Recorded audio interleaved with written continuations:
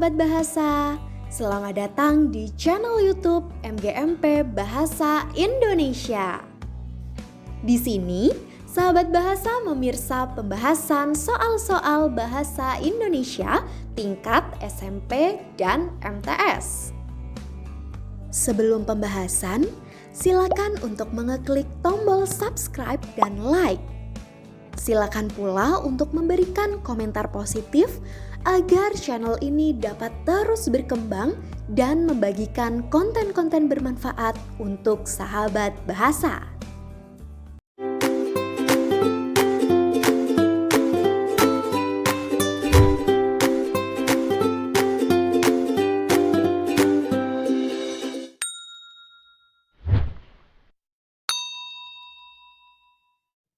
Halo sahabat bahasa, semoga sahabat bahasa senantiasa dalam keadaan sehat dan selalu semangat untuk belajar. Nah, sahabat bahasa, pada kesempatan kali ini kita akan membahas soal bahasa Indonesia.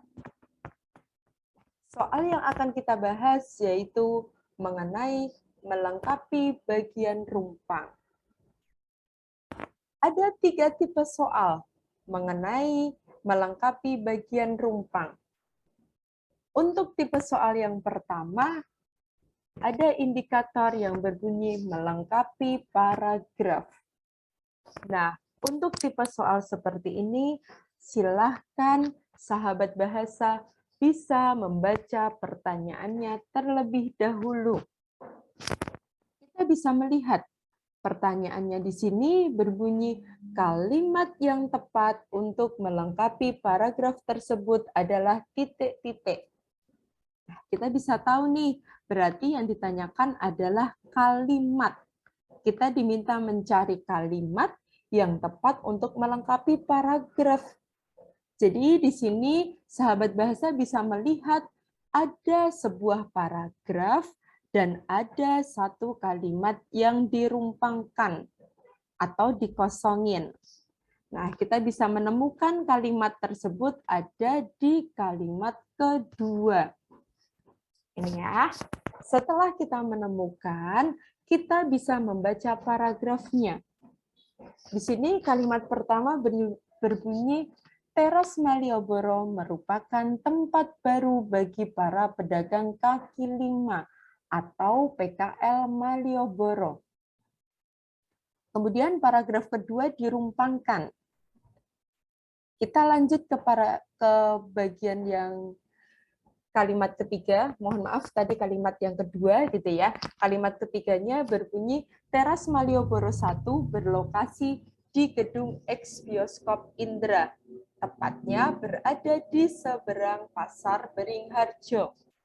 Sementara itu, Teras Malioboro 2 berlokasi di X gedung kantor Dinas Pariwisata Daerah Istimewa Yogyakarta, tepatnya di sebelah utara kantor DPRD DIY. Keberadaan Teras Malioboro di 2 lokasi tersebut semakin melengkapi keindahan kawasan Malioboro. Ya, setelah kita bisa memahami isi paragrafnya, ya, kita akan melihat kalimat utamanya tersebut. Karena untuk melengkapi paragraf rumpang, kita harus memperhatikan beberapa bagian. Kita lihat pembahasannya terlebih dahulu.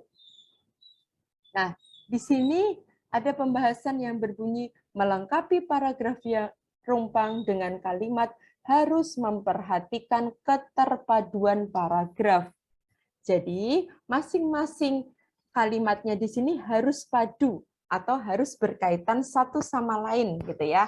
Di sini ciri paragraf padu yang pertama di situ kelengkapan unsur-unsur paragraf meliputi kalimat utama dan kalimat penjelas. Nah, kita bisa melihat dulu kalimat utama pada paragraf di soal yang pertama di sini ada di kalimat pertama. Ini ya. Ini sebagai kalimat utamanya. sudah. Setelah kita menemukan kalimat utama, berarti seharusnya kalimat kedua hingga kalimat terakhir berupa kalimat penjelas, gitu kan? Dan di sini kita bisa melihat ciri yang kedua, bahwa kalimat penjelas mampu menjelaskan gagasan utama yang terkandung dalam kalimat utama. Jadi kita sudah menemukan kalimat utama dan gagasan utama di kalimat utama di sini mengenai teras Malioboro sebagai tempat baru, gitu ya. Oke, setelah itu ciri paragraf yang ketiga, adanya hubungan makna yang logis dan keterkaitan antara kalimat utama dengan kalimat penjelas.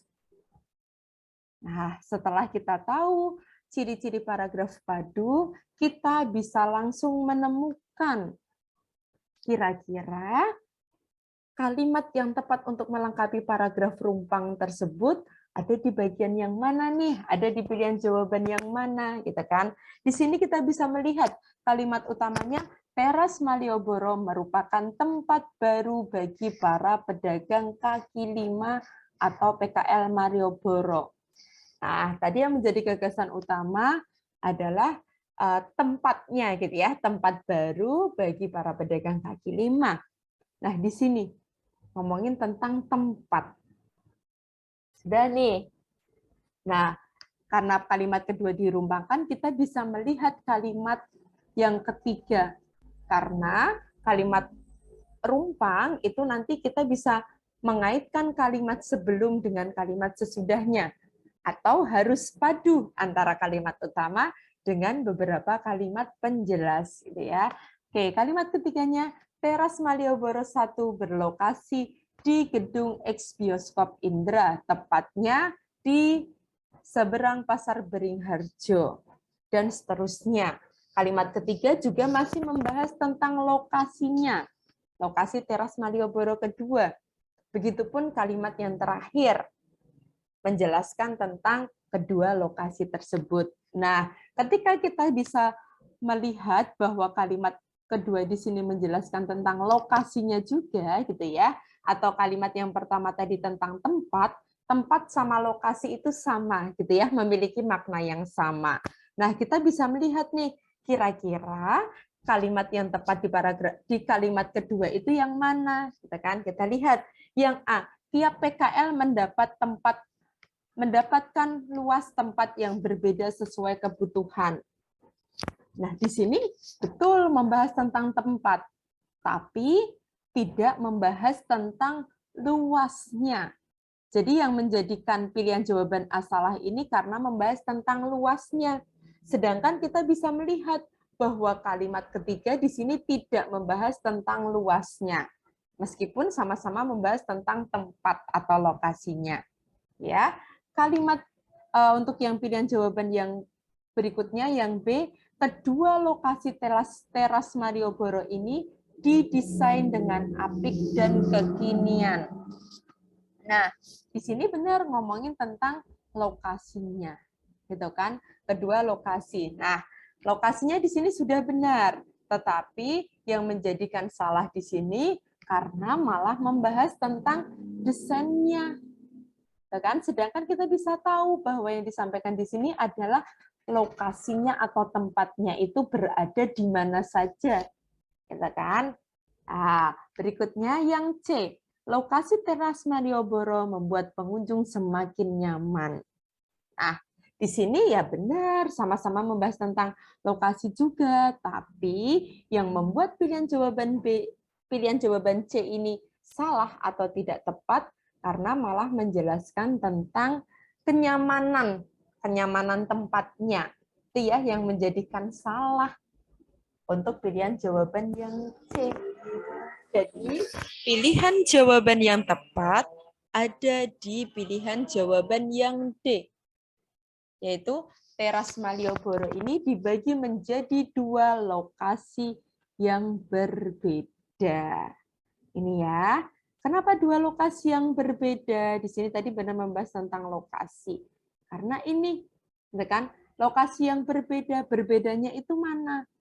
Karena ada dua lokasi. Yang pertama Teras Malioboro 1, lokasinya di sini, Teras Malioboro 2, lokasinya di sini. Jadi sudah berbeda. Kita kan ada lokasi yang berbeda di sini. Nah, itulah untuk pembahasan tipe soal yang pertama mengenai melengkapi paragraf rumpang dengan kalimat. Gitu ya. Jadi kalau kita kaitkan, kita bisa membaca dari kalimat pertama, Teras Malioboro merupakan tempat baru bagi para pedagang kaki lima atau PKL Malioboro. Teras Malioboro ini dibagi menjadi dua lokasi yang berbeda. Nah, kita bisa melihat penjelasannya. Dua lokasi yang berbeda itu di mana saja, gitu kan? Di sini Teras Malioboro yang pertama berlokasi di gedung X Bioskop Indra, sementara itu Teras Malioboro 2 berlokasi di X gedung kantor Dinas Pariwisata DIY. Ya, jadi jawaban untuk tipe soal yang pertama adalah yang D. Itu untuk tipe soal yang pertama. Berikutnya, kita akan membahas tipe soal yang kedua, yaitu masih berupa tipe soal melengkapi bagian rumpang. Nah, tapi di sini melengkapi bagian rumpang yang ditanyakan, indikatornya melengkapi bagian teks. Kalau yang tadi melengkapi bagian paragraf, kalau ini melengkapi bagian teks. Nah, di sini kita bisa membaca soal atau pertanyaannya terlebih dahulu. Pertanyaan yang ditanyakan yaitu paragraf yang tepat untuk melengkapi teks tersebut adalah titik-titik. Kita diminta mencari paragrafnya. Itu kan paragraf yang bisa melengkapi teksnya agar menjadi teks yang padu. Ini ya, ini bagian yang rumpang atau bagian yang kosong. Nah, setelah kita bisa memahami pertanyaannya, kita bisa langsung membaca teks berikut. Di sini kita bisa melihat ada 3 paragraf dan ada 1 paragraf yang dirumpangkan atau yang dikosongi. Teksnya di sini membahas tentang kopi. Kita bisa melihat paragraf pertama, kopi merupakan salah satu minuman favorit dan populer saat ini. Cita rasa dan aroma kopi yang diyakini dapat menenangkan, membuat kopi memiliki banyak penggemar. Penelitian menunjukkan bahwa seseorang yang mengonsumsi kopi sesuai batas aman memiliki risiko lebih rendah terkena penyakit. Hal tersebut karena kopi memiliki kandungan antioksidan dan nutrisi yang bermanfaat untuk kesehatan tubuh dan kecantikan wajah. Kemudian paragraf kedua dirumpangkan. Kita lihat paragraf yang ketiga. Dari beberapa manfaat tersebut, kopi juga dapat berisiko jika dikonsumsi melebihi batas per hari. Fakta medis terkait hal tersebut yaitu dapat menimbulkan rasa cemas, menyebabkan gangguan tidur, masalah pencernaan, hingga pengeroposan tulang. Oleh karena itu, mengonsumsi kopi harus disesuaikan dengan batas aman jumlah asupan kopi, yaitu sekitar 4 cangkir atau setara 400 mg kafein per hari. Nah, sebelum kita menemukan jawabannya, kita bisa melihat pembahasannya terlebih dahulu. Jadi, caranya masih sama dengan melengkapi paragraf rumpang. Di sini, untuk melengkapi teks rumpang, sahabat bahasa harus memperhatikan keterpaduan antara paragraf sebelum dengan paragraf sesudahnya. Jadi harus padu atau harus berkaitan satu sama lain. Ya. Oke, kita lihat lagi di soalnya. Di paragraf atau di teks ini kita bisa melihat paragraf pertamanya. Di sini kita bisa melihat kalimat terakhir di paragraf pertama. Kalimat terakhir paragraf pertama di sini membahas tentang hal tersebut atau menjelaskan tentang kopi tadi gitu ya. Karena kopi memiliki kandungan antioksidan dan nutrisi yang bermanfaat untuk kesehatan tubuh dan kecantikan wajah. Nah, setelah itu dirumpangkan nih. Berikutnya, untuk melihat paragraf yang sesudahnya, kita bisa melihat kalimat pertamanya. Nah, kan? Kalimat pertamanya di sini membahas tentang dari beberapa manfaat tersebut, kopi juga dapat berisiko jika dikonsumsi melebihi batas per hari. Nah, dari bagian kalimat yang sudah dicetak tebal, kita bisa melihat ternyata yang dibahas adalah mengenai manfaat. Nih ya, sama-sama membahas tentang manfaat. Oke, berarti kita bisa melihat nih paragraf yang kedua harus membahas tentang manfaat.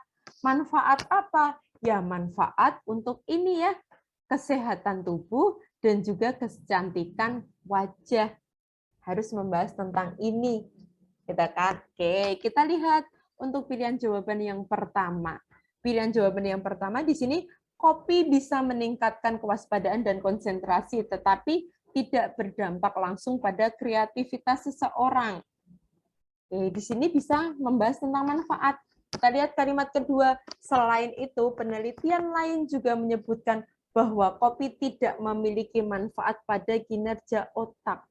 Wah, berarti di sini sudah bisa terlihat nih di pilihan jawaban yang A jelas salah. Gitu kan? Di sini tetapi tidak berdampak langsung pada kreativitas seseorang. Berarti di sini bukan sebagai manfaat. Kalimat kedua juga tidak memiliki manfaat pada kinerja otak. Nah, sama-sama tentang efeknya gitu kan, atau kelemahannya, bukan membahas tentang manfaatnya, gitu ya, atau dampaknya gitu kan. Dan yang kalimat ketiga, namun segelas kopi di pagi hari diketahui dapat menjaga suasana hati tetap baik dan terhindar dari stres. Nah, ini bisa menjadi manfaat. Tapi pilihan jawaban A di sini menjadi salah karena ini. Karena adanya dampak negatif atau efek yang ditimbulkan dari mengonsumsi kopi. Jadi tidak sesuai ya dengan paragraf pertama dan paragraf ketiganya. Baiklah, kita lihat ke pilihan jawaban yang B. Di sini, bukti penelitian menemukan bahwa asupan kopi sesuai batas aman dapat memberikan manfaat atau dampak positif. Oke, benar nih, gitu kan? Ngomongin tentang manfaat atau dampak positifnya. Kita lihat kalimat kedua. Sebaliknya, jika mengonsumsi kopi secara berlebihan dapat memberi dampak yang kurang baik, bahkan memicu efek samping bagi kesehatan. Hal tersebut karena ada kandungan asam klorogenat yang terdapat di dalam kafein. Wah, kalimat kedua di sini sudah jelas salah, karena malah membahas tentang dampak yang kurang baik atau dampak negatifnya. Sedangkan di sini yang perlu kita cari adalah manfaat baiknya. Karena untuk apa? Bisa untuk kesehatan tubuh dan kecantikan wajah, gitu ya. Oke. Kita lihat pilihan jawaban yang C. Manfaat mengonsumsi kopi untuk kesehatan tubuh antara lain meningkatkan energi dan daya tangkap, meningkatkan kinerja fisik, menurunkan risiko diabetes, dan menurunkan tingkat stres. Selain itu, kopi dapat digunakan sebagai masker wajah yang memiliki manfaat untuk melindungi diri dari sinar matahari, membantu mengatasi mata panda, mengobati jerawat hingga penuaan dini. Nah, berarti di sini kita bisa melihat bahwa di sini jelas membahas tentang manfaat. Dan manfaatnya di sini juga sudah sesuai, membahas tentang manfaat untuk kesehatan tubuh dan juga untuk kecantikan wajah. Apa di sini? Dapat digunakan sebagai masker wajah. Jadi di sini masker wajah juga fungsinya untuk kecantikan wajah gitu ya. Kita lihat kembali jadi di sini sudah sesuai dengan paragraf pertama dan juga paragraf ketiga menjelaskan tentang manfaatnya. Manfaat untuk apa? Kesehatan tubuh dan kecantikan wajah. Jadi jawabannya adalah yang C. Ya, jawaban yang tepat adalah jawaban yang C karena sudah sesuai dan kalimat berikutnya pun sudah menjelaskan gitu ya tentang manfaatnya gitu ya. Manfaatnya apa aja sudah dijelaskan di bagian paragraf ketiga. Nah, kita bisa melihat apakah pilihan jawaban yang D salah, kita cari pembuktiannya. Di sini manfaat kopi untuk kesehatan tubuh dan kecantikan wajah cukup beragam. Oke, di sini sudah sesuai ya membahas tentang manfaat kopi sama untuk kesehatan tubuh dan kecantikan wajahnya. Tapi kita lihat apakah sesuai penjelasannya gitu kan. Hal tersebut dapat ditemukan dalam satu cangkir kopi seduh yang umumnya mengandung sekitar 95 mg kafein. Mengonsumsi kopi yang masih dianggap wajar adalah 3-5 cangkir atau rata-rata 400 mg kafein per hari, sehingga manfaat dapat dirasakan. Namun, jika berlebihan, justru mengakibatkan risiko. Nah, di sini justru paragrafnya gitu ya, belum bisa menjelaskan tentang manfaat untuk kesehatan tubuh dan kecantikan wajahnya, karena malah menjelaskan tentang kandungannya, gitu kan? Tentang kandungan dan tentang mengonsumsi kopi yang dianggap wajar itu berapa gitu kan batas wajarnya. Nah, ini kalimat penjelasnya justru tidak sesuai. Gitu kan? Ini juga namun jika berlebihan, nah malah menjelaskan tentang risiko atau dampak negatifnya. Gitu ya. Nah, caranya seperti itu. Jadi, untuk soal yang tipe kedua, paragraf yang tepat untuk melengkapi teks tersebut adalah yang C ya, karena sesuai manfaatnya gitu. Baiklah, berikutnya untuk kedua tipe soal tersebut kita lanjutkan ke tipe soal yang ketiga. Nah, di sini sahabat bahasa bisa melihat tipe soal yang ketiga, pertanyaannya yaitu atau indikator soalnya yang terlebih dahulu menggunakan konjungsi dalam kalimat. Nah, kita bisa melihat pertanyaannya. Konjungsi yang tepat untuk melengkapi kalimat tersebut adalah titik-titik. Kita diminta mencari konjungsi atau kata penghubung yang tepat untuk melengkapi kalimat tersebut. Ya, di sini ada keempat pilihan jawaban. Ada tetapi, namun, melainkan, dan akan tetapi. Kalimatnya seperti ini. Pembuatan batik tulis tidak hanya memerlukan ketelatenan.